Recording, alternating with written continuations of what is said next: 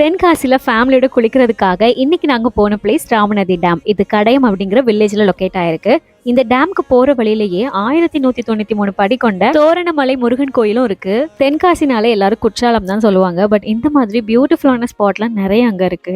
ஆக்சுவலா நாங்க family function attend பண்ண தான் போயிருந்தோம். ஸோ அதை முடிச்சிட்ட டைம் இருக்கவே சரி நியரஸ்ட் எங்கேயாவது போகலான்னு சர்ச் பண்ணும்போது இந்த பிளேஸ் சஜஸ்ட் பண்ணாங்க.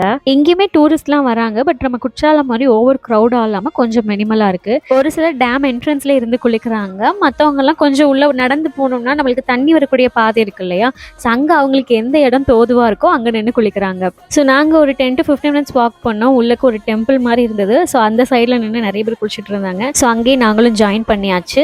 ஆழம் பெரிய அளவில் கிடையாது, மேக்ஸிமம் நம்ம இடுப்பளவு தான் இருக்குது. ஆனால் தண்ணி நல்லா சில்லுன்னு இருந்தது. நாங்கள் ஒரு ஆஃப்டர்நூன் வரைக்கும் தான் அங்கே டைம் ஸ்பெண்ட் பண்ணோம். ஈவினிங் ஆனால் மிருகங்கள்லாம் தண்ணி குடிக்கும்னு சொல்கிறாங்க. அதனால எல்லாரும் ஏர்லியராக கிளம்பிடுவாங்க போல். ஸோ உங்களை